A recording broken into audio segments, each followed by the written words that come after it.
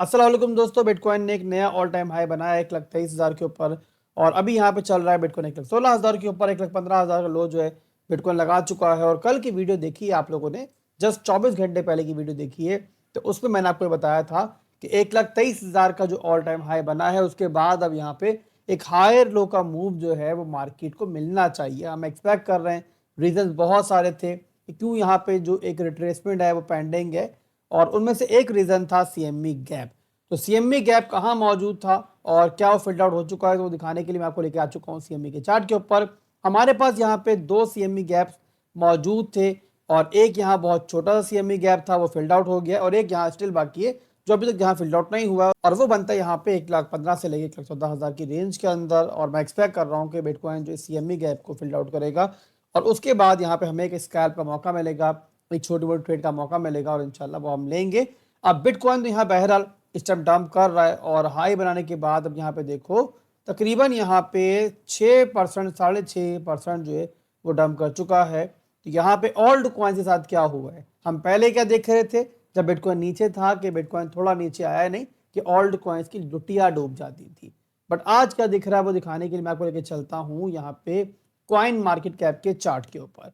तो यहाँ पे आपको ये दिखेगा कि लास्ट 24 आवर के अंदर जो ओल्ड कॉइन्स हैं वो यहाँ पे इतना ज्यादा डंप नहीं हुए हैं। आप अगर मेजर ओल्ड कॉइन्स को देखो, इथीरियम को देखो कि ये डंप तो नहीं हुआ, उल्टा यहाँ पे लास्ट 24 आवर के अंदर पंप हुआ है और 2.15% ये हमें पंप दिख रहा है। इसका क्या मतलब है? इसका मतलब ये है कि अब यहाँ पे जो बड़े इन्वेस्टर्स हैं, जो बड़ी वेल्स हैं, उनका इंटरेस्ट जो है वो इथीरियम में पैदा हो रहा है। एक बात हमेशा याद रखनी है आप लोगों ने कि इथीरियम जो है वो ओल्ड कॉइन्स की रानी है। कभी भी ओल्ड कॉइन सीजन आना है तो उसके लिए इथीरियम को, बिटकॉइन को आउट परफॉर्म करना पड़ेगा। और हमें दिख रहा है कि अब जो है ऐसा हमें जल्द दिखेगा। इथीरियम यहाँ पे दोबारा जागा भी है, अपनी मेजर रेजिस्टेंस को से तोड़ा भी है जो कि थी हमारी 2750 से लेके 2800 की रेंज। और अब यहाँ पे इथीरियम जो है कमिंग डेज में इसी को एक सपोर्ट बना के आगे चलेगा।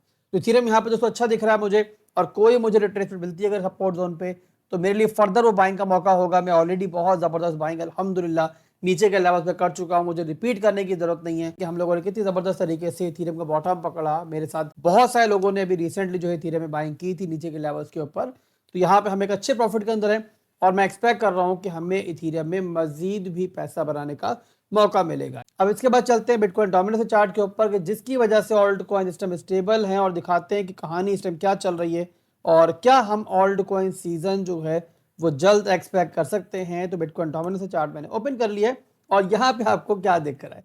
यहाँ पे आपको ये दिख रहा है भाइयों अल्हम्दुलिल्लाह कि जिस तरीके से आपको बताया गया था कि बिटकॉइन डोमिनेंस जो है कमिंग डेज में डंप करेगी, वैसे ही बिटकॉइन डोमिनेंस जो है वो डंप कर रही है।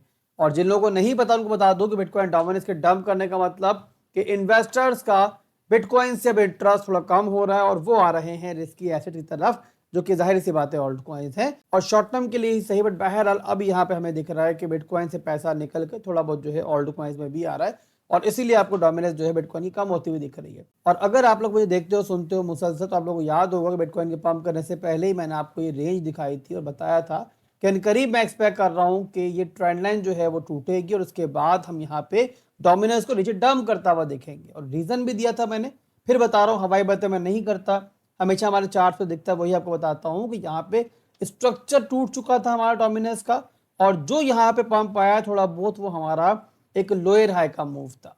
तो यहाँ पे उसी के बाद जैसा हमने एक्सपेक्ट किया डोमिनेंस गिरी है और अभी यहाँ पे चल रही है 63.81 के जोन के अंदर। और फर्दर मैं एक्सपेक्ट कर रहा हूँ डोमिनेंस जो है हमें कमिंग डेज में मजीद नीचे जाते हुए दिखेगी और अपने सपोर्ट को जाके रिटेस्ट करेगी जो कि मेजर सपोर्ट है इसकी, और वही फैसला करेगा कि ऑल्ट कॉइन्स का जो सीजन है वो किस टाइम स्टार्ट होना है। तो ये वो सपोर्ट है, कमिंग डेज में आप लोगों ने इस पे नजर रखनी है। फर्दर मैं भी इंशाल्लाह आपको साथ के साथ जो है गाइड करता रहूंगा। तो ये बीटीसी डोमिनेंस चार्ट था जिसको देख के हमें अंदाजा हो रहा है कि ओल्ड कॉइन्स अगर नीचे मिलते हैं हमें कमिंग डेज के अंदर तो वहां पे हमें उनमें एक्यूमुलेशन करनी चाहिए। हमें शॉर्ट टर्म के अंदर एक अच्छा प्रॉफिट बनने का चांस जो है दिख रहा है, और दिख रहा है कि यहाँ पे बिटकॉइन के बाद अब ओल्ड कॉइन्स की बारी भी आने वाली है। तो कौन से ऐसे ओल्ड कॉइन्स हैं कि जो यहाँ पे हमें मजीद भी अच्छा परफॉर्म करते हुए मिड टर्म में दिखेंगे?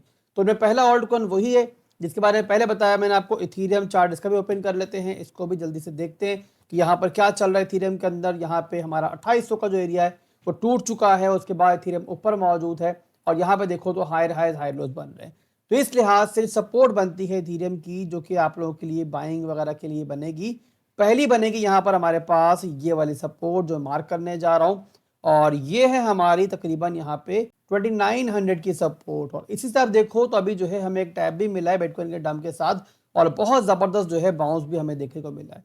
तो फिलहाल के लिए हमारी पहली सपोर्ट है, और उसके बाद है हमारी हिस्ट्रिकल सपोर्ट 2800 की, जहाँ पे अगर इथेरियम मिलता है तो बड़ा दिलचस्प होगा ये देखना कि इथेरियम वहाँ पे कैसा बाउंस करता है, क्योंकि पर्सनली मैं एक्सपेक्ट कर रहा हूँ कि इथेरियम यहाँ पे जो है इसको होल्ड भी करेगा और यहाँ से फर्दर जो है मजीद भी बाउंस करेगा। तो ये हो गया इथेरियम का फिलहाल के लिए सिनेरियो। और अगर टारगेट्स की बात करें कि मिड टर्म में क्या टारगेट्स मैं इथेरियम के एक्सपेक्ट कर रहा हूँ, तो यहाँ पे पहला टारगेट जो एक्सपेक्ट कर रहा हूँ मिड टर्म के अंदर मैं वीकली के चार्ट के ऊपर, वो है 3200 का एरिया।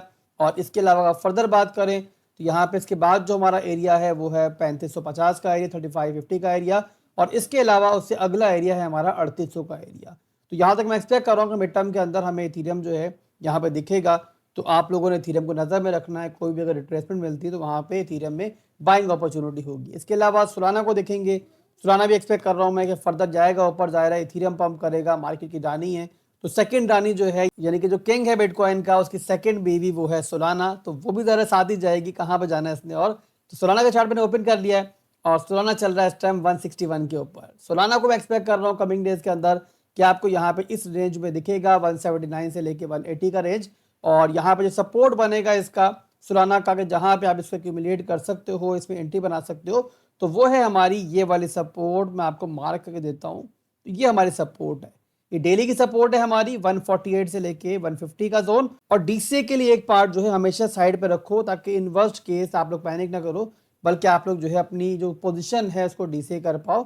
और ये मैं आपको जो है स्पॉट रिकमेंडेशन इस टाइम दे रहा हूँ, फ्यूचर्स के लिए नहीं बता रहा हूँ। अगर आप चाहते हो कि फ्यूचर्स के लिए भी आपको मैं ट्रेड्स दूँ, तो आप लोगों ने कमेंट में लिखना है। नेक्स्ट वीडियो के अंदर मैं काफ़ी सारे आपको जो है फ्यूचर्स के सेटअप दूंगा शॉर्ट टर्म के लिए, ताकि आप ट्रेडिंग कर पाओ और प्रॉफिट बना पाओ। तो ये हो गया सोलाना। इसके अलावा एक और बड़ा ओल्ड कॉइन है एक्सआरपी, जो कि आपको मैंने रिसेंटली बताया था 2.3 की रेंज के अंदर कि ये पंप करेगा। बहुत अच्छी फंडामेंटल अपडेट्स हैं इसकी, चार्ट्स के ऊपर अच्छा दिख रहा है, तो वो भी अच्छा परफॉर्म कर रहा है। 2.9 की रेंज में इस टाइम चल रहा है, और मैं एक्सपेक्ट कर रहा हूँ कि मिड टर्म के अंदर ये हमें और भी ऊपर दिखेगा। तो छोटी मोटी कोई भी रिट्रेसमेंट आएगी तो इसके अंदर भी हमारी बाइंग अपॉर्चुनिटी बनेगी। इसके अलावा आज एक और फंडामेंटल अपडेट इसकी आई हुई है, वो भी आपको दिखा दूं।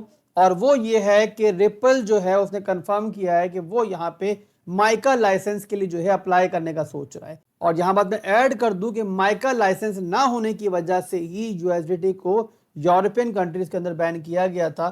तो रिपल अगर यहाँ पे अप्लाई करने जा रहा है अपने स्टेबल कॉइन के लिए माइका लाइसेंस को, तो आप समझ सकते हो कि ये जो है रिपल के लिए, एक्सआरपी के लिए एक बुलिश न्यूज़ है। तो अगर यहाँ पे सक्सेसफुल हो जाते हैं एक्सआरपी वाले इसके अंदर, तो एक्सआरपी आपको मिड टर्म के अंदर और भी अच्छा परफॉर्म करता हुआ दिखेगा। इसके अलावा मजीद ओल्ड कॉइन्स के जो मेरे रेडार पे इस टाइम है मौजूद, और मैं यहाँ पे उनके अंदर नजर रख के बैठा हुआ हूँ। जैसे यहाँ पे कुछ कन्फर्मेशन मुझे मिलती है, मैं उनको यहाँ पे कमिंग डेज में आपके साथ शेयर करूँगा और आपको उनके सेटअप दूंगा। तो उनमें कुछ ओल्ड कॉइन्स की बात करूँ तो हमारे पास यहाँ पे साए है, छोटा ओल्ड कॉइन है, बट चार्ट पे सिस्टम अच्छा दिख रहा है। वर्चुअल यहाँ पे एक्सपेक्ट कर रहा हूँ कि हमें अच्छा जो है परफॉर्म करता हुआ मजीद दिखेगा। टाओ को मैं एक्सपेक्ट कर रहा हूँ कि हमें जो है अच्छा दिखेगा परफॉर्म करते हुए।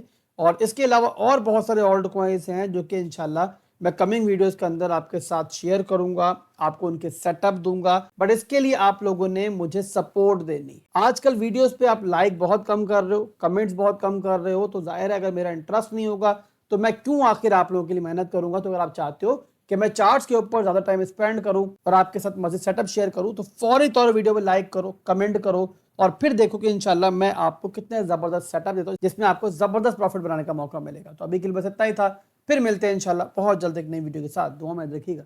अल्लाह हाफिज।